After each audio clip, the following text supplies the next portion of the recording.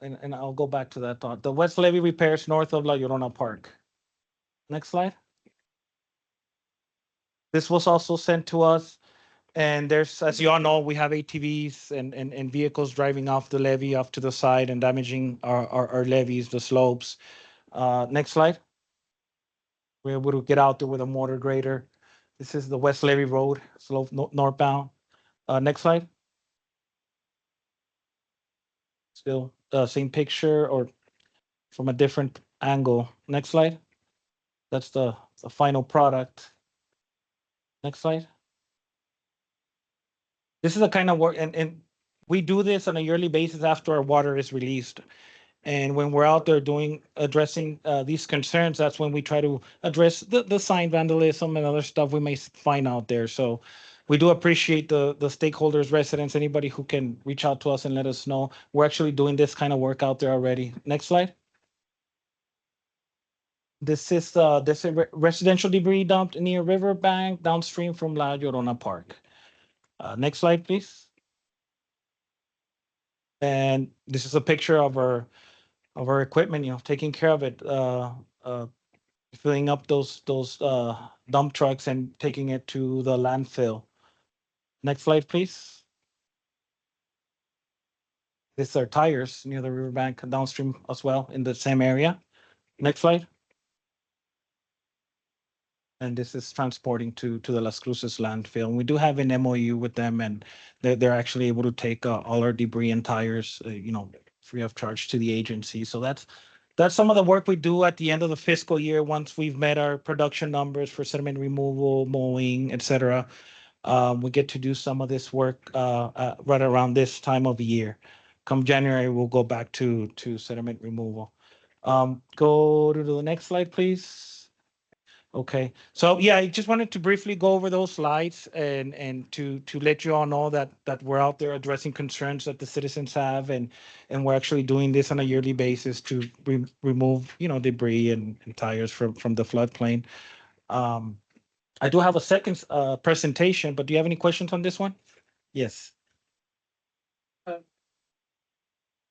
Mr. Duran, just a question on the work on that levee road below La Llorona Park.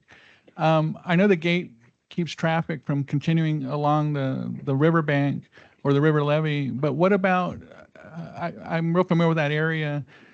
Vehicles sometimes will get off of the levee road and then bypass the gate and then come back up. And so they're either going up or down your levee. Is there anything that IBWC plans to do to prevent that kind of traffic, or is that just something beyond the scope? Thank you.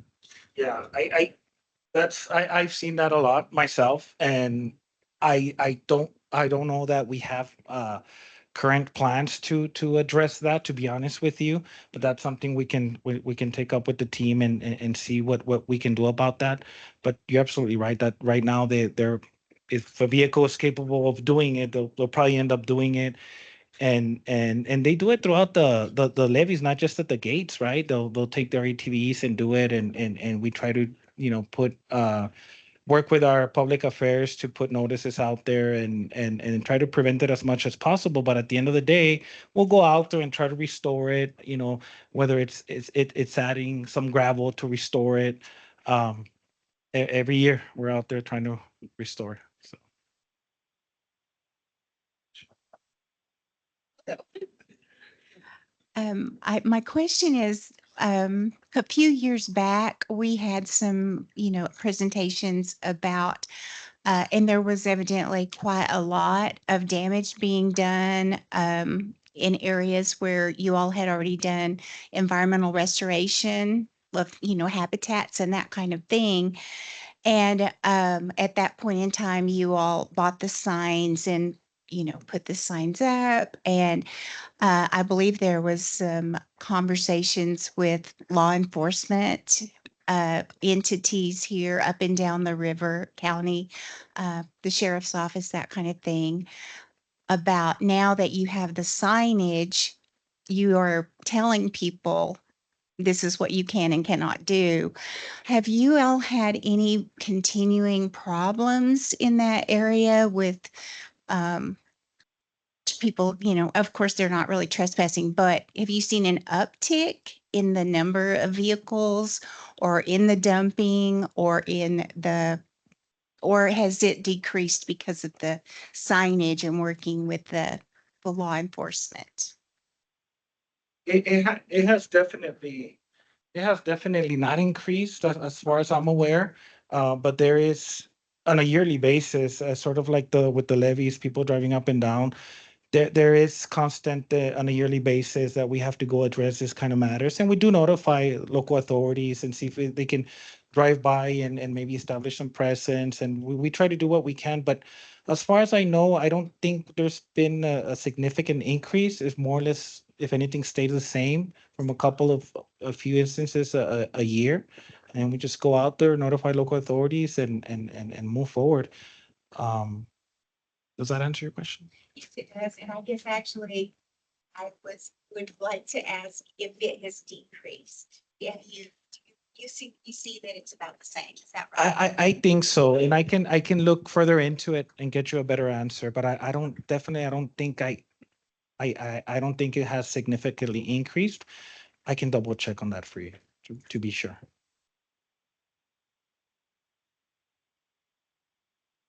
Mr. Duran, Yes, sir. I have a question.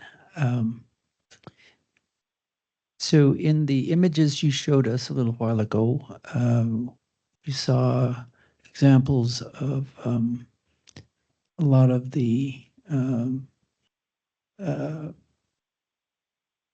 rubbish that's being placed out there and being loaded onto dumpsters and taken to the Las Cruces landfill, correct? Okay. From what I could see from here in just those few images, there seemed to be a lot of items in the landfills there, or in the areas that it was dumped. These things were dumped that could be recycled. Um, and so I know that there are still migrants that come around that area. I remember that from our last meeting in Las Cruces, and often they will leave things there. I'm wondering if the agency has thought about trying to maybe move in the direction of being even better stewards of the land by taking those recyclables or separating them initially and then having them transported to a recycling center in Las Cruces rather than just putting them all in that big dumpster and then having them taken to the landfill there in Las Cruces.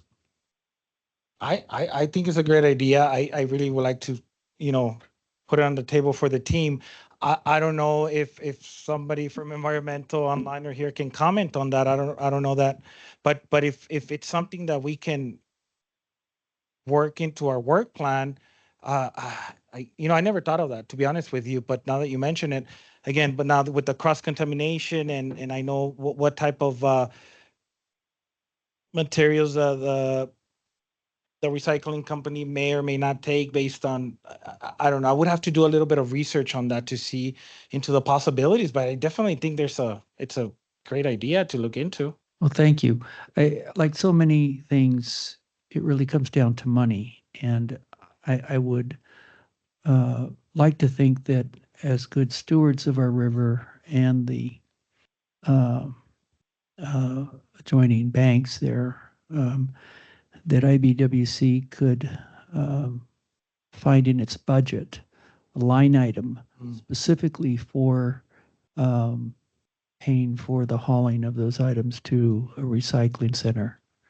I don't know if that would be too onerous, but given the vast amounts that are spent on resurfacing the levees, recontouring them, flood protection, water quality, and environmental management, it seems that this could be possible.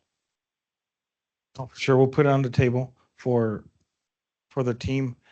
Yeah, no, I think I didn't think of that before, so I think we can definitely bring it up to the team and get back to you with a better answer. Yes, sir. And I know a lot of you are gonna find out a lot of these items familiar, but it's the end of the fiscal year, so we wanted to show off one last time. No, no, actually, I'm gonna start with a slide to show you. Let's go to the next slide. I wanted to remind everybody a little bit of the other projects we do briefly, just on one slide. We do operations and maintenance of approximately 220 miles of river levees from below Percho Dam to Little Box Canyon, maintain and operate 4,500 acres of river floodplains, 18.5 miles of canals, 210 drainage irrigation structures. We have 5 major sediment dams up in the Las Cruces area, uh, 2 diversion dams, American Dam and International. And along with our water department, we do help them out with maintaining their gauging stations throughout the entire project. And of course, we do have we manage our sediment disposal program available free of charge to residents and stakeholders. It's a little bit of what we do overall. Let's go to the next slide, please. So our fiscal year just ended, and we want to share with you our progress. Before FY22, a lot of the work, some of the work was contracted out, and nowadays we're doing the work in-house. And this is the part, sediment removal is where we actually go into the river and remove the excess sediment accumulated every year after water is released.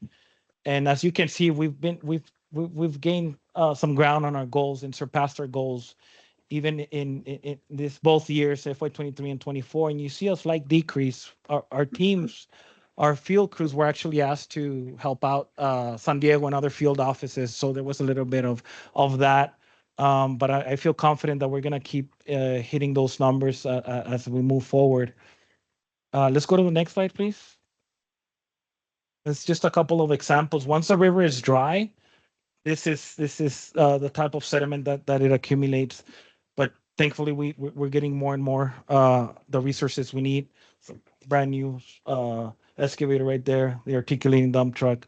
And those are pushing a scraper, and our dozer up there. Just want to share a few pictures with you of that. That's part of the sediment removal work that we do. Let's go to the next slide, please. I wanted to talk about this one because there is a section of a lined concrete part of the river. So not all of it is just dirt. This is close to downtown, so we actually go in there too and remove sediment from that part of the river. I'm going to share that with you. Next picture, please, or next slide. And then we move on to sediment disposal. So once we remove the sediment from the river, we stockpile it typically on our floodplain and then try to get rid of it. As you can see, our goal was a lot lower and had been a lot lower because of the challenge to try to get rid of that excess sediment. And there are several factors that contributed to us getting this huge bump, right? I mean, you can see the significance in numbers, and that's thousands of cubic yards. So over 270,000 cubic yards in FY23 and FY24, 247,000. So we'll get to talk to you a little bit of how we got there. Let's go to the next slide. Oh, and this is just a breakdown of the field offices, right? And the sediment disposal numbers per area. Now, our team, American Dam, Las Cruces, and Fort Hancock, we team up and shift resources to help out each other, right? So that this 2 offices will go to help out American Dam. The American Dam will go help out. Just depending, there's a systematic approach to it because of water season.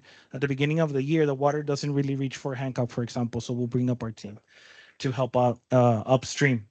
One of the things I really want to note here too is in the Las Cruces area, we're working with BLM. They have land adjacent to the river that could be used for sediment disposal. That same sediment is pretty much a lot of the sediment that is runoff from that same area. We'll just be putting it back in there. So the conversations are going. I think Yesenia, you're part of those conversations with them to try to get more land available in the area to help us get rid of more sediment in the Las Cruces area. So hopefully we'll get good news on that pretty soon. Let's go to the next slide, please. And I have a couple of pictures here. Uh, this gives you a little bit of context, right? This machine here up to the top of that cabin is about 10 feet. That's about a third of that sediment stockpile. So you can see the amount of sediment, and this has been accumulated for years, right? So we're making huge progress recently.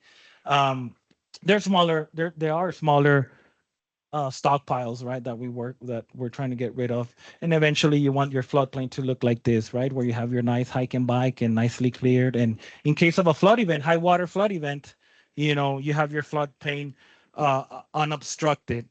Therefore, taking care of preventing floods. So wanted to share that with you. Let's go to the next slide.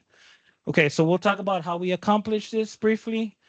We did get additional equipment. We did get additional vacancies. So thank you to the IBWC team for making this happen, and the commissioner. Um, a lot of overtime too. We had some vacancies, but we're able to put in some overtime as well. So um, pretty happy that we were able to get the resources and support from the team. Let's go to the next slide.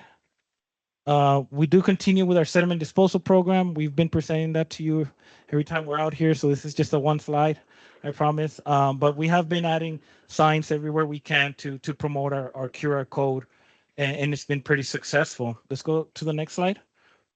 So these are the numbers of actual no cost agreements through that QR code. We actually started it in 23, but by the time 24 hit, we pretty much got the program down, and we started to see more and more no cost agreements come in.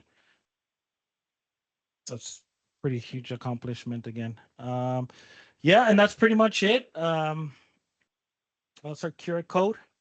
If you go to the next slide, we also have the code for IBWC announcements. If want to get notifications of what we're doing, and it'll ask you on what topics you're interested in. You have any questions? Mr. Duran, on the river maintenance, how far north does IBWC maintain the river? Up to Percha Dam. Up to Percha Dam, and it's between levee to levee, essentially. I mean, Yes. in broad terms. Yes. Okay, and then just a question on the sediment removal or disposal, I guess. I'm just curious: is there any type of testing that's done on that soil, like for contaminants in the soil, or is it just for customers as is? They take it at their risk, kind of thing. Just curious. Yes, it's. Thank you for the question. But yeah, we don't test it as far as I know. And it's up to the customer that's getting that soil to test it to see if it's gonna fit their needs. Yes, sir.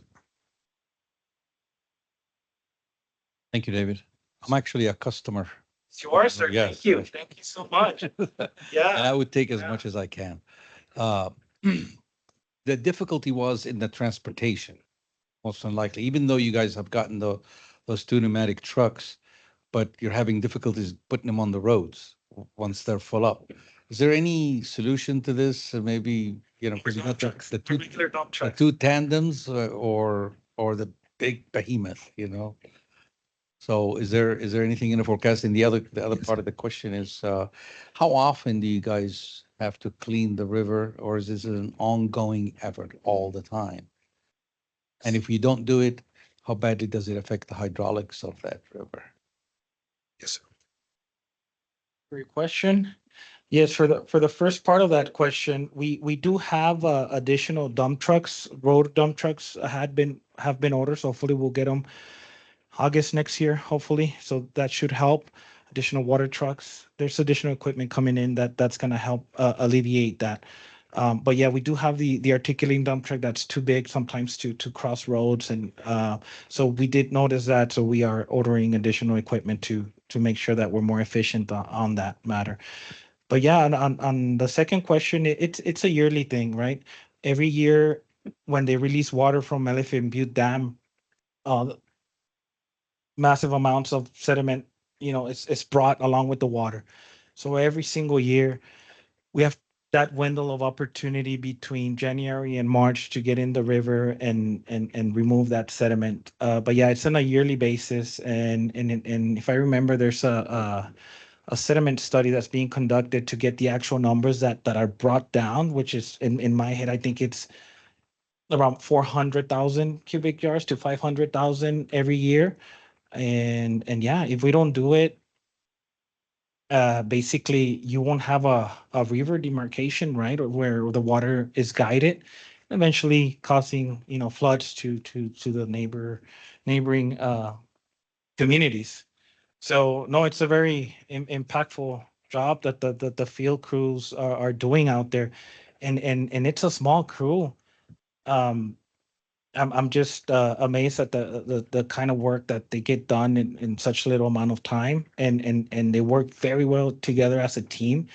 We'll go in, and the supervisor will get together to each field office and assess along with the us managers, and review what we're going to hit every year. So to your question, it's so vast that every year changes priorities to see. There's some areas that some arroyos that every year we have to be in there and clean them, but there's some areas that just because of the resources we have, we prioritize different areas. Um, but yeah, at the end of the day, we're preventing floods, saving lives. Does that answer your question, sir? Thank you. Thank you. Yes, sir. Yes. I have another idea here that might be of help um, regarding the sediment, the annual flow that comes. You just mentioned that there's a limited staff that has to do the sediment removal, and the amount of sediment varies, I guess, from year to year, but it's a tremendous amount most of the time, from what I'm hearing. Um, I'm wondering if the engineers here have, maybe this has already been done, uh, been developing a predictive model to try and at least estimate as closely as possible the amount of sediment that would be coming down on a yearly basis, um, uh, based on the annual snowfall higher up, like in where the headwaters are, the Rio, like in the San Juan area of Colorado, and then look at the amount of sediment that's carried annually, and kind of look at this uh, retroactively in the past and use that data to try and develop a model to predict the estimated amount of flow that might come in a given year, given certain variables. If that's done, then it would be very easy, I would think, or fairly easy to prepare staff and equipment and such so that there's enough or not too much to remove the sediment, thereby reducing the costs and increasing efficiency. No, absolutely. And I think maybe we can get, I want to research to see where that study's at. My understanding that that study precisely does that, does run models to simulate um, the amount of sediment and where it's more predominant. It's my understanding that that sediment study should be providing that information. So maybe we can show it at the next meeting, see if it's ready. We'll team up with our engineering department, see where that's at. But no, definitely, that would give us a better map, right, moving forward, like you're saying, to prepare. Yeah, no, absolutely. And right now, the way we do prepare is it's just because it's done on a yearly basis. You kind of have it figured out, more or less what are the impactful areas, and oh, this area we can hit it every year, this one maybe every 2 years, but you still do a field assessment is what we currently do. But with that model, it would make it significantly better. So thank you for that. I'll try to get that. So David, do you mind? God, this is loud. I'm going to add to that, to answer your question, Sal, and you, sir. We actually have, along with David's response, we actually are starting a sediment management program. And so that is gonna, it's, it's just starting out, but it is a long, a program that will establish and to develop projects and assist with the sediment. So we don't have so much sediment in the river, and we don't have our coworkers working every time the river goes dry to take the sediment out, which so it'll consist of so many different things, but including studies to understand the sediment that's there, the sediments that's coming down. Part of it is working with Elephant Butte Irrigation District. So we have a MOA that is about to get signed with them. So we can work on projects together, and we're looking at sediment up in Las Cruces and projects to do over there to keep the sediment out of the river. So in the next forum meeting, I'll have a presentation with a little more information, but it's just as we're starting out this program. And so I'm working with the field offices on this. Thank you. Yeah, and this is Ray Macias, principal engineer for engineering, and I can add to that as well. To Yesenia David's presentation is we do, as mentioned, we do have some studies in place. We actually have studies completed that actually show kind of where we think that the areas are that are really impacting the sediment load. And with that and identifying those areas, it's also working with different stakeholders where the sediment is coming in and trying to figure out how we can partner and work with the different stakeholders to see how we can provide solutions to try to control the sediment that's coming in before it gets to the river. So with that, as Yesenia mentioned, we're starting the program, and we're starting the sediment management program, getting that one kicked off and figuring out how we can get additional studies, additional reports, and additional information that will help us handle that sediment load. Thank you. Thank you, P. Macias. We'll go on to our next presentation, unless there's any other questions.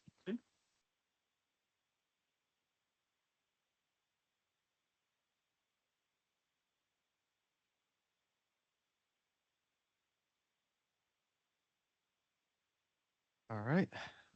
Good evening. Again, my name is Gerado Melendez. I work with the Bureau of Reclamation here in El Paso. I'm a civil engineer here in water operations, and that's what I'll be talking about tonight is the 2024 irrigation season summary and what we have in store for 2025. Next slide. So just to give you some background on the Bureau of Reclamation, next slide. The Bureau of Reclamation is under the Department of Interior. It was established in 1902, and we're most famously known for building Hoover Dam. And we are the largest wholesaler of water in the West, in the 17 Western states in the country, actually. But we're located only in the 17 Western states. And we provide water for farmland that produces 60% of the nation's vegetables and 25% of its fruits and nuts. Next slide. This is a map. These are a few maps of the projects in the upper Rio Grande portion. This is the upper Rio Grande for IBWC. The lower Rio Grande is below Fort Quitman, Texas. So on the left, we have the San Juan Chama project that takes water from the San Juan River that goes into the Colorado River. And we take that water through a series of tunnels up in northern New Mexico and put it into the Rio Chama, and that flows into the Rio Grande.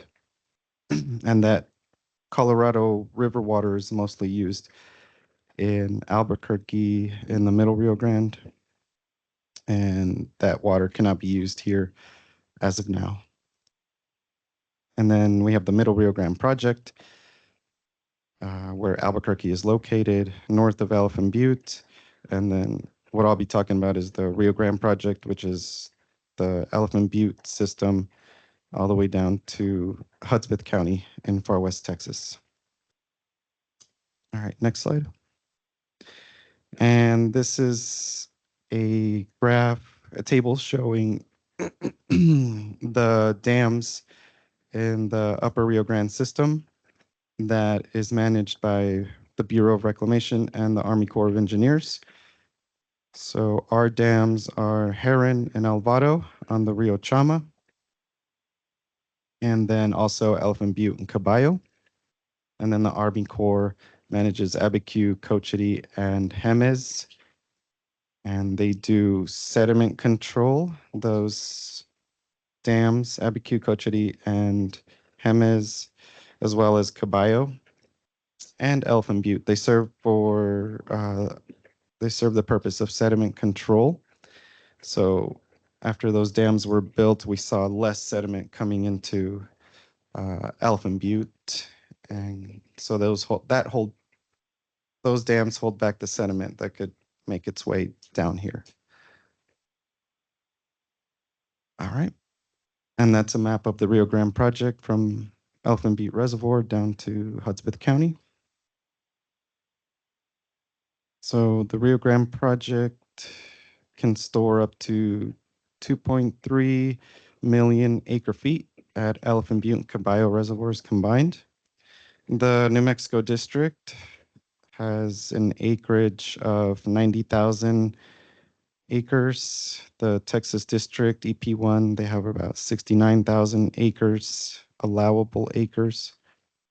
And we also deliver water to Mexico. They have about 18,000 acres, I think. And then Hudspeth County, they get the Rio Grande project waste. So this is a schematic. On the left, we start at Elephant Butte. And as we make our way down to the lower valley in El Paso, almost every drop of water is accounted for and used efficiently before it gets to Hudspeth. So we do not try to waste water to Hudspeth County, but eventually some water does make its way to Hudspeth County, and they have some small reservoirs that store water for their agriculture. Next slide. And the three main Rio Grande water sharing documents, we have the 1906 Treaty, which is between the United States and Mexico, and that dictates the United States to deliver up to 60,000 acre feet of water to Mexico in the Paso Juarez Valley. And that's why Elephant Butte was built. Rio Grande Compact of 1938, that's between the states of Colorado, New Mexico, and Texas above Fort Quitman. And the Operating Agreement of 2008, that's between Reclamation, EBID, and EP1. Was there a question or comment? Can I get some more butter? More butter? I'm sorry, can you repeat that? Ray, P. Macias, I think you had a question. No, I'm sorry. No, I don't. Yes.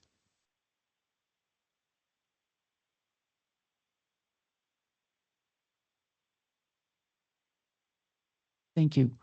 In one of those earlier slides, the one that showed the distribution of the Bureau of Reclamation and the Corps of Engineer shows their different responsibilities.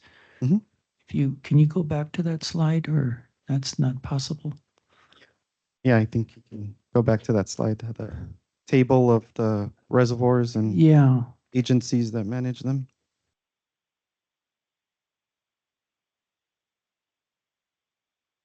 that one. Yeah.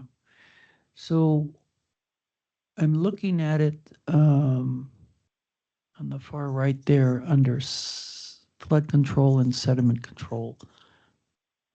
All of those from Abiquiu down to Caballo have flood control, and all of those from Abiquiu down to Caballo have sediment control, except Elephant Butte.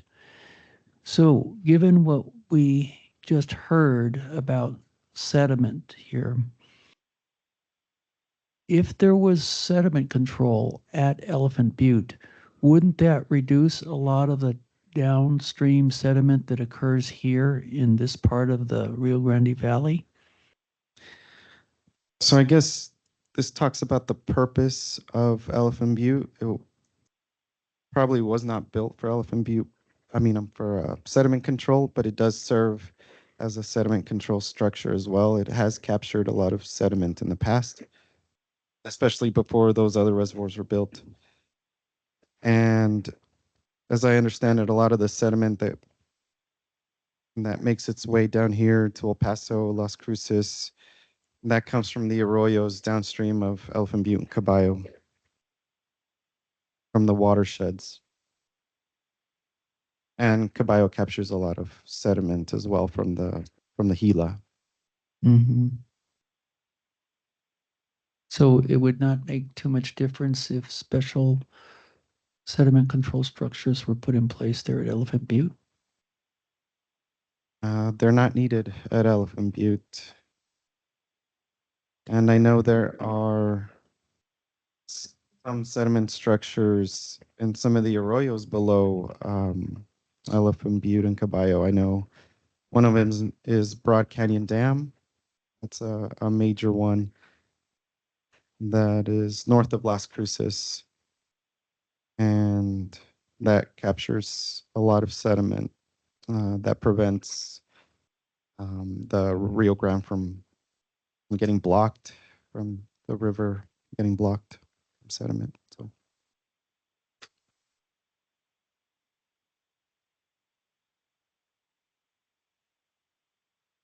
Okay, and the objectives of the project.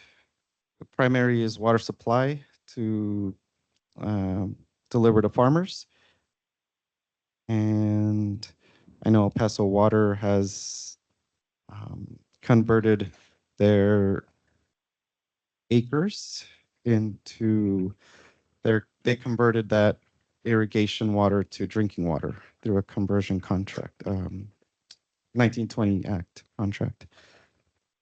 And we also produce hydropower at Elephant Butte as we meet irrigation demand.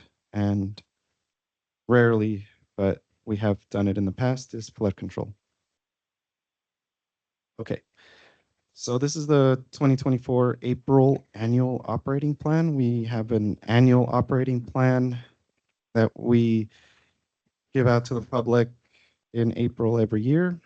And those are our estimates for the reservoir operations for the whole system from Colorado to here. And we do it all across the West. We do it for the Colorado River, I know Genevieve has been involved in that, and the Columbia River. So what we do with these annual operating plans is we try to forecast what the river is going to do based on the snowpack in the mountains and also on the forecast provided by the NRCS and the Weather Service. Next slide. So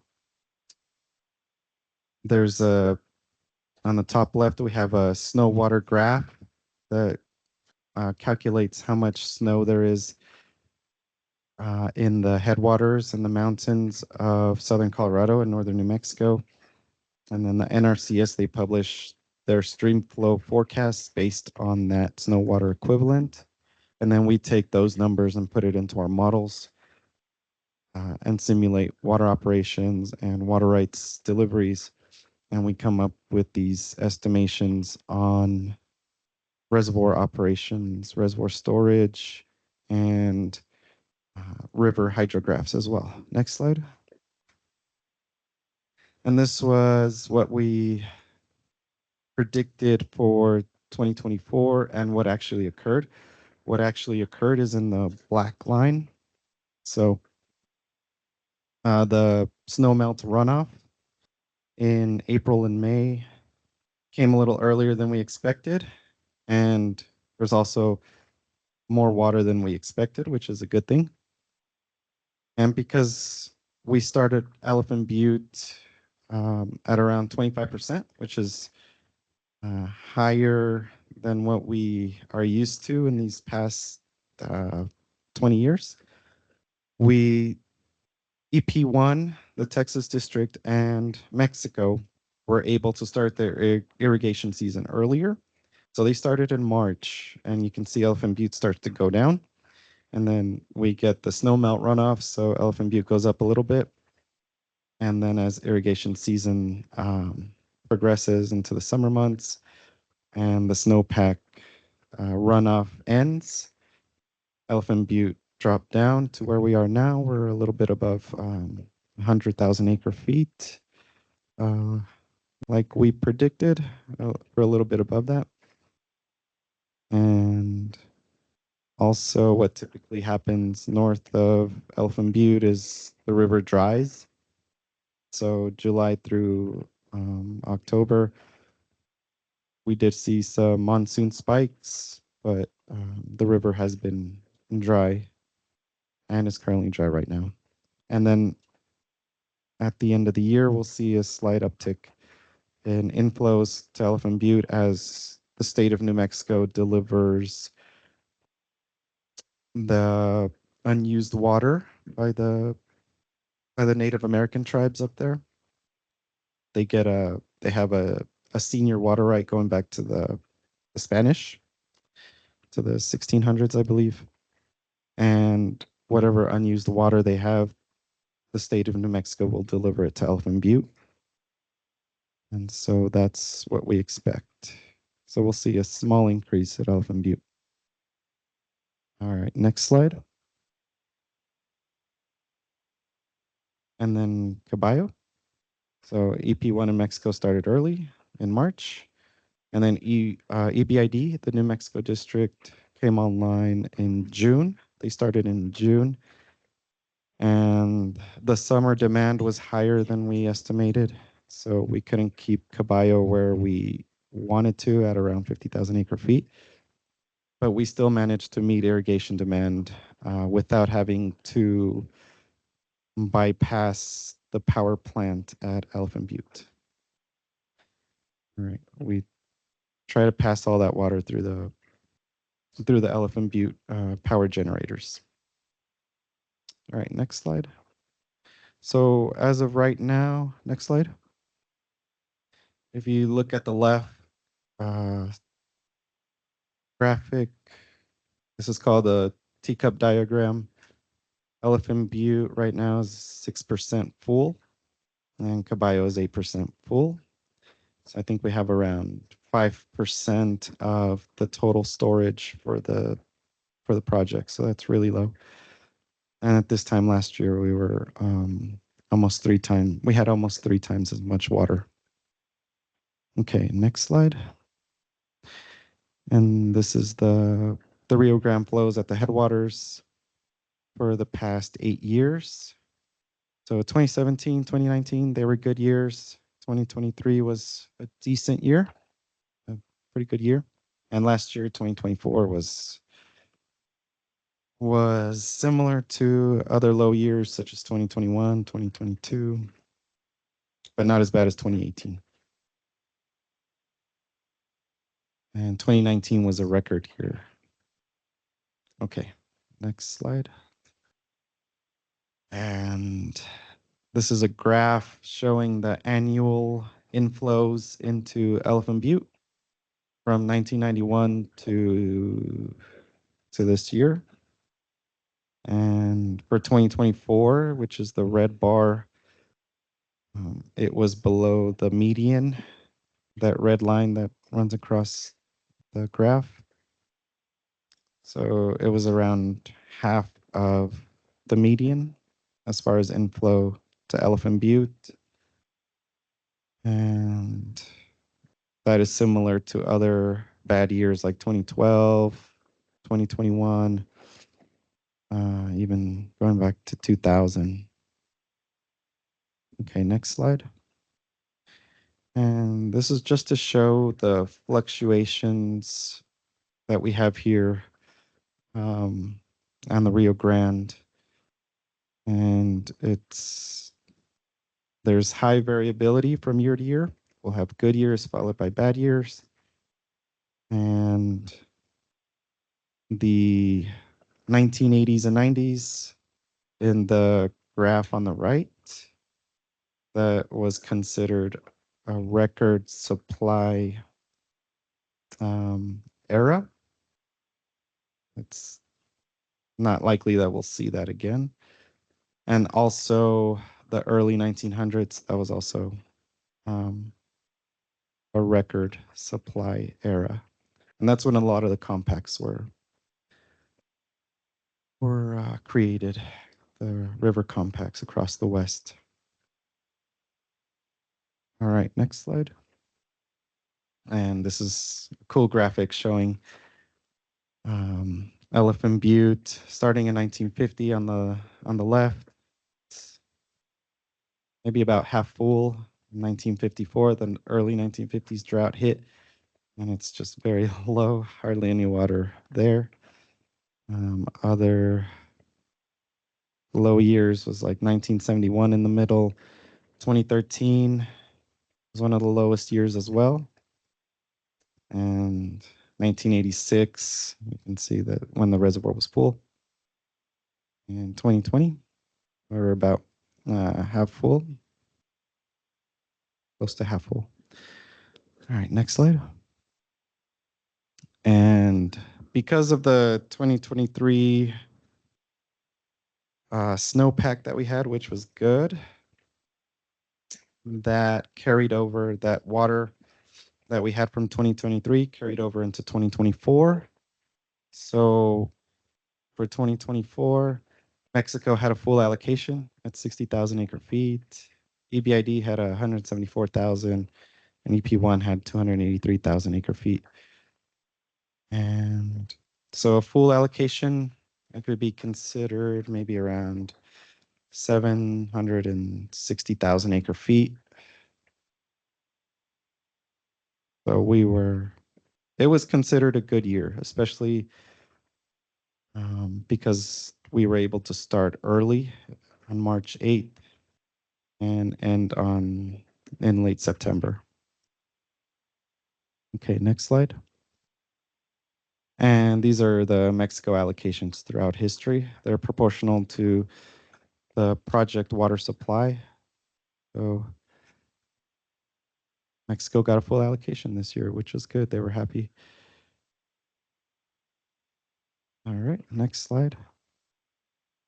Now going into the climate discussion for what's going on right now that'll affect the snowpack this winter. We are in a La Nina watch, and when we are in a La Nina, we're supposed to get less snow in the headwaters of the Rio Grande, but the Weather Service is saying that the La Nina will be short and weak, so that it's less likely to result in the typical dry winter. So we'll see. Next slide. And on the bottom graph, just shows the variation of El Nino and La Nina episodes starting in 1982. So as I said earlier, it's year to year. We'll have a good year, then a bad year. And we had a El Nino in 2023, and that's why we had a good runoff that year. And now we're going into La Nina. So we could expect less water going into Elephant Butte next year. Hopefully not. Okay, next slide. And to summarize, on the bottom left, there's a bar graph showing the probabilities of La Nina, neutral conditions, and El Nino. So for December, we'll have peak probabilities of La Nina. And then as we go into spring, we'll go into neutral conditions. And then hopefully next year, we'll see another El Nino. Okay, next slide. For the climate forecast for the next few months, we're expected to see below average temperatures all along the Rio Grande and above average temperatures. Okay, next slide. And the precipitation forecast, November to January. Typical La Nina, northern North America will see more precipitation, and southern North America will see less precipitation. And then, okay, next slide. February through April, we see less brown and more chances of precipitation.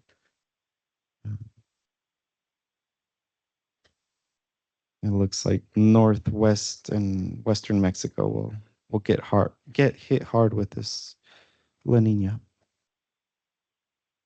Okay, next slide. And this shows the monsoon that we had. Northern New Mexico, southern Colorado, they had very good rains. But southern New Mexico and West Texas, they had much below average precipitation for the monsoon. Next slide. And this is for El Paso. So as of now, we're at 4 inches of annual precipitation, and we're supposed to be close to 8 inches. So our monsoon has not been good. We're almost at half of what we should be getting as far as the rain. And the temperatures, they've been above average, near record temperatures since about June. So, yeah. Okay, next slide. And then this is a drought monitor, far west Texas, northern Mexico, southern New Mexico. We're in extreme to exceptional drought. Next slide. And this shows the change over the past year for the drought. So southern Colorado, most of the state of New Mexico has seen improvement, except West Texas and northern Chihuahua State. All right, next slide. And I wanted to show this. This is the tree ring data. One of the latest studies came out a few years ago. This goes back to 800 AD. And you can see that red line on the bottom, that 2000 to 2021 drought. It's a record drought. It's probably the most severe we've had in the last 1200 years. Okay, and so you can see the spikes for the 1980s and the early 1900s. So those are just good. We were just lucky. Okay, next slide. And this shows the percent area of drought in the Rio Grande Project Area over the last 20 years. 2003 was bad, 2011, 2013, and then the past 4 years we've seen drought as well, and hopefully we'll start to see some more white in this graph soon. Okay, next slide. Okay, so going into what we expect for 2025. Next slide. So to consider what we have going into 2025, right now we have a low beginning of year storage. We're at around 5% of storage. And then we also have La Nina weather phenomenon that could bring low to average snowpack and runoff. Next slide. And then this is a snow tail graph for southern Colorado. And I'm showing here the La Nina snowpacks, and then the green dash line is the median from 1991 to 2020. So I mean, for La Nina years, we've had good snowpacks. Even 2008 was a near record year, and 2018 is a near low record year. So it it could go either way, right? But as of now, 2025, we're off to a good start. Hopefully that will continue. Okay, next slide. So this is a probable projection for 2025. It's still subject to change based on how much snow we get in the mountains. But based on the climate forecast and current storage levels, we could see another year like 2021, where we didn't have a lot of inflow into Elephant Butte, and we start irrigation in May or June. And we could drop Elephant Butte down to 10,000 acre feet. That's 10,000 acre feet is where we say, okay, no more water released from Elephant Butte. But in I think like 2018 and other bad years, we brought Elephant Butte down to around 50,000 acre feet.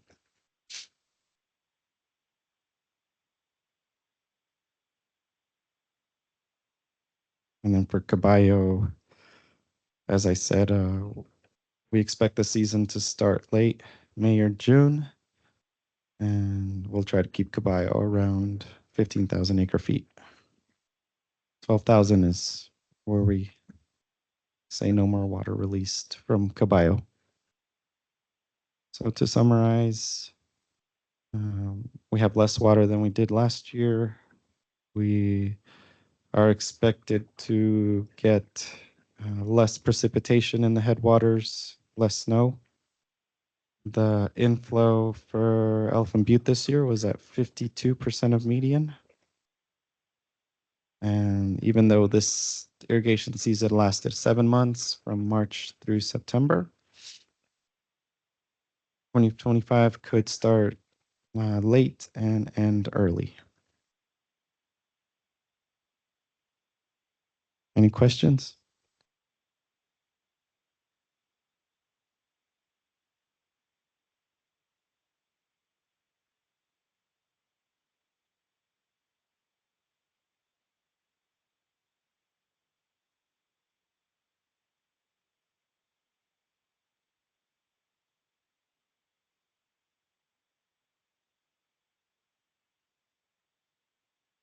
Thank you, Jerry, for that presentation. That was awesome. A lot of information.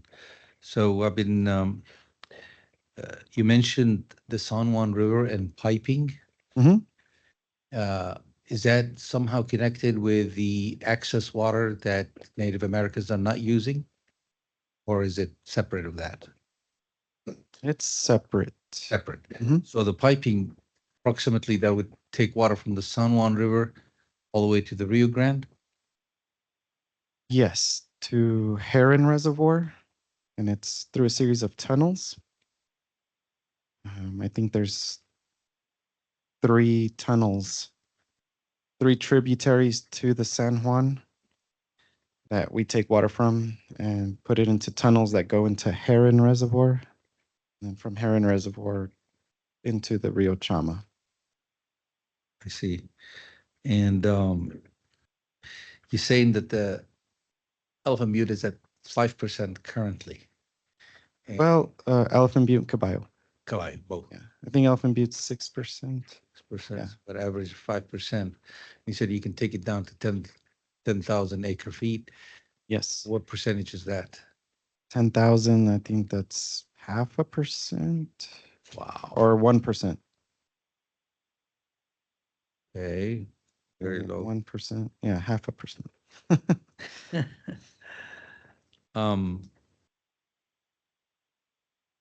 so your expectation for 2025 is not very good as far as that the amount of irrigation that the farmers will receive and probably a late start. Yes, correct. Okay. Last question.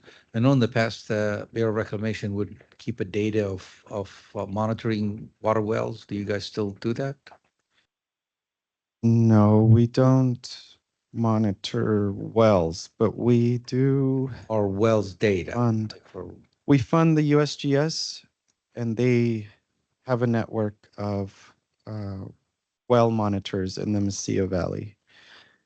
And I know also EBID, they monitor their wells as well. The state of New Mexico, all across the Rio Grande project. And the Texas district also, El Paso Water, they monitor their wells. I know EBID, they publish some of their well data. The USGS publishes all of their well data. that is to monitor And the Under- state of New underground. Mexico as well. underground bolsons plus the river Yes, and reservoirs as well. yes, A lot of information to keep up with. yes. Yeah. A lot of data. Yeah. Thank you, Jerry. Jerry, I just had a couple of questions on some of the slides you showed. There was one that showed the amount of water utilized by El Paso Irrigation District, and then compared to the EBID. And I was just curious, the number was quite a bit higher for El Paso Water Improvement District, yet their acreage is maybe 2/3 of the EBID acreage. I'm just curious why the discrepancy in the amount of water used for irrigation. So there are two main reasons for that. EP1, so through the 2008 operating agreement, EP1 is now allowed to, and EBID, they're both allowed to carry over unused water. So EP1 had unused water from 2023 going into 2024, so they had a higher amount of a starting allocation because of their carryover water. And also because of the drought that we've been in, the river efficiency has been lower because it's been dry. So when the river efficiency is lower, the river allocations are, I guess, subtracted from EBID's allocation to ensure deliveries to EP1, so that EP1 gets their 43% of the surface water allocation. And that's part of the 2008 operating agreement. And it's being contested right now in the Supreme Court, but since the river runs through most of EBID territory, it was agreed to by EBID that they would take the hit on the river efficiency. Thank you. And then my my second question is, as far as the Elephant Butte Dam starting at a lower reservoir level in terms of storage than last year, is that mostly due to that water being utilized this past year out of the carryover that's no longer there? Is that what the biggest impact it lowered the reservoir level? Yeah, so 2023 was a good year. There's a lot of water that came in. So the districts were able to use that water for 2024, but a lot of water didn't come in for 2024 to, I guess, replace that water that was used this year. So less water came in this year than what was released. And that's why Elephant Butte went down. Thank you.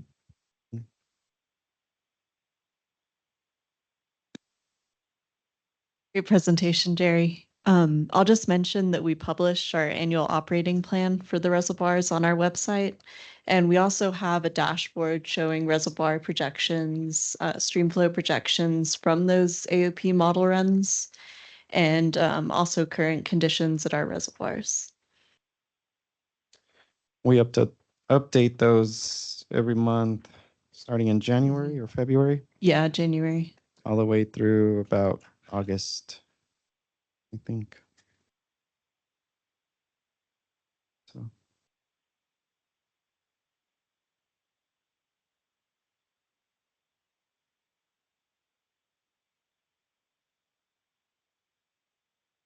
Hi, Gary. So I have a quick question. So, why don't we have just a given number of watering days every year, say 6 every year, instead of going from sometimes we get 8, 9, and sometimes we get 5, 6. Why don't we just keep it the same every year? Because sometimes, frankly, it's too much water. So I'm guessing you have a small tract. Yeah. Okay. So we allocate the water to the districts, and then the districts decide how often they get the water.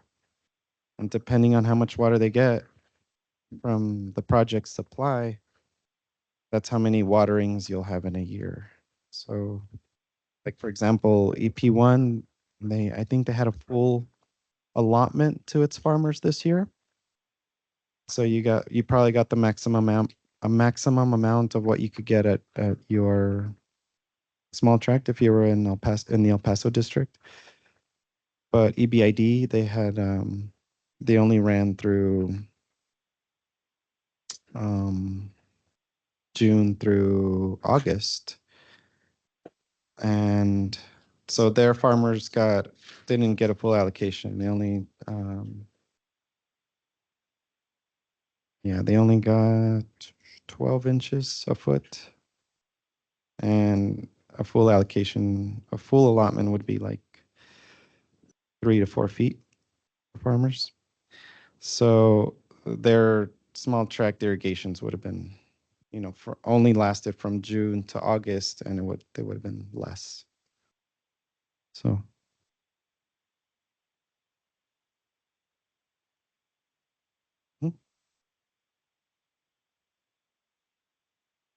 Are there any questions online?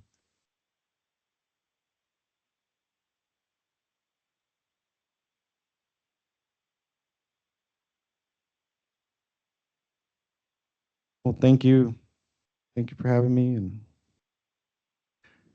Thank you, David. Great presentation. I'm saying Jerry, thank you. Great presentation. And David, thank you also for your presentation earlier. Next item on the agenda is there any public comment? We didn't have anybody sign up for public comment, so there'll be no public comment unless anybody in here wants to have a public comment. Going once, going twice. I'll take that as no public comment. Okay. Well, I guess next would be if anybody here on the board would have a discussion. Should we talk about the presentations if anybody wishes to, or what have we learned, what we haven't?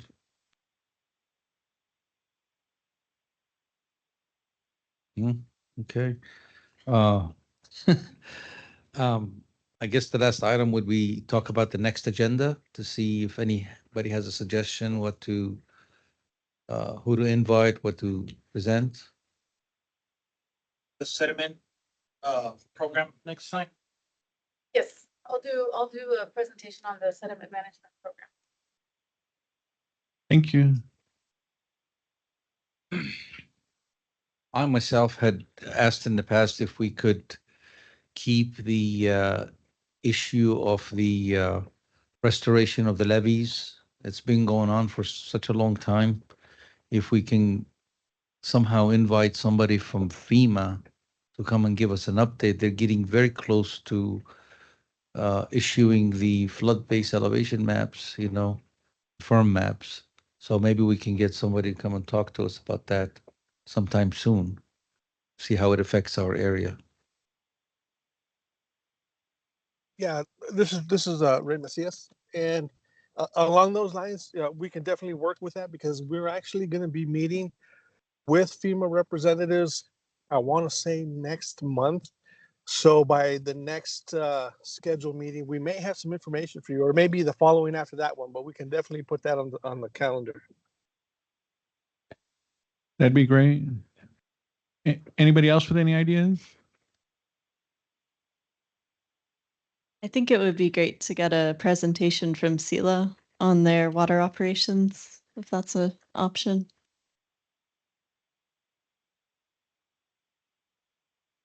Yeah, and this is PMCS again, and along those lines as well, we have actually talked to the Mexican section about asking them to provide a presentation. So we are coordinating with them, and hopefully we can get them on the schedule soon, so they can also provide an update. They thought it was a good idea as well, so I think they are on board, and we'll see what we can schedule that for. I just want to add to that. So coordinating with SELA goes through our foreign affairs. So there is a process for that. We'll bring it up to Sally Speener. I'm sure most of you know who Sally is. We'll bring it up to Sally. We'll let her know what you guys are thinking, and we'll keep you guys updated. Thank you. I was the one that actually brought that question up last time we met here, and I continued to follow it up with Frankie Pignon. So he told me what he just said, that Ms. Spooner will be looking into this, and there's evidently a protocol that they have to follow. Hopefully there's one in place where they can formally invite, it has to be a formal invitation to bring someone over from Mexico, in this case from SELA, to speak here. So I'm hoping that as the one who brought this up initially, that both Sally and Frankie will work with me offline to try and make this happen, hopefully in the very near future. So I'm working on that. Very good. Any other thoughts? Presentation on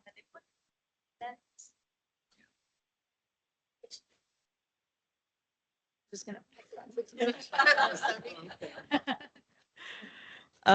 So the Bureau, IBWC, and a lot of the other stakeholders in the area are involved with some drought resilience efforts that I think I presented on in previous meetings. We do have a cooperative agreement in place with the one with the National Fish and Wildlife Foundation, and we're also entering into one with the New Mexico Interstate Stream Commission for watershed restoration, water conservation projects. So yeah, I could give an overview on the scope if that's of interest to folks.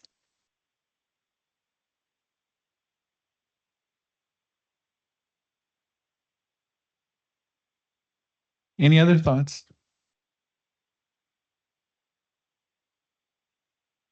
I have one that I had also brought up previously. I don't know what the interest is on the board, but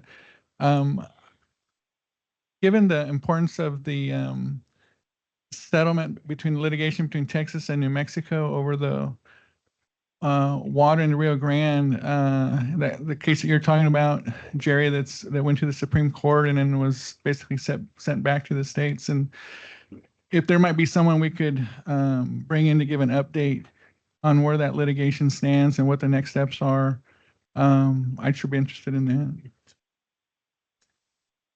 Thank you. Okay, understood. But we could still have a speaker to provide an update on it. Somebody from the state From the state, or I think I have some ideas on some individuals that might be able to do that. So with support on that, I guess I'll look into that, present it to the board for consideration. Anybody else? I think there's a question online. Omar Martinez. Omar, you had your hand up? Hi, good evening. I'd like to learn more about how IBWC is involved with the Bridge of the Americas modernization project.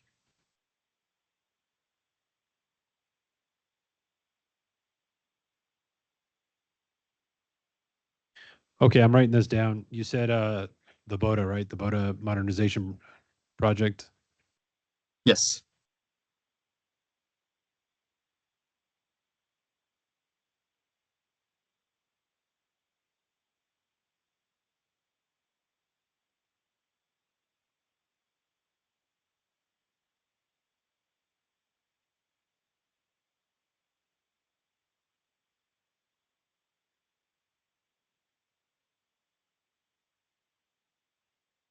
Okay. All right. With that said, if we don't have any more suggestions, I guess I want to thank everybody for attending and the board and anybody else online. Thank you very much for attending. And when is the next meeting scheduled? So we don't have a schedule for the next meeting yet. We're working on that, but typically it'll be 4 months from now. So, see, what is this? Yeah, February timeframe. So February timeframe. I'm gonna try and get a schedule together and present it to you all. Next year, I want to plan the entire year out. At least it's ambitious, right? Like that's kind of the idea. So that'll be something that I'll be presenting to you guys here shortly. That would be awesome. And all the ideas that were put on the floor, I mean, if we cannot present all of them in one meeting, we can spread them into the Yeah. other meetings. Yeah, Okay. absolutely. Absolutely. Let us put something together. We'll bring it out to you guys. Let us know what you think. I'd like to try and do it in conjunction to the other meetings that we're having. So maybe it might not be in 4 months. It might be in 3 months, maybe in 2 months. We just like to get all the meetings together. At least that's the vision for now. It doesn't always happen that way, but that would be the vision. Sure. Thank you. Thank you so much. That said, yes, thank you, everybody, and meeting adjourned.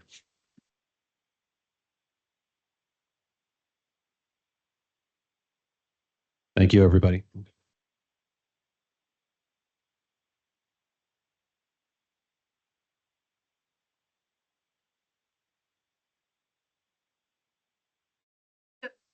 Keep pulling over. Like, oh, it's no big deal. I know. You know, the idea was to get everybody together, like I was telling you, we're gonna have. It would be nice, it doesn't always work. But we could stay. Yeah. People can plan for it, yeah. People can-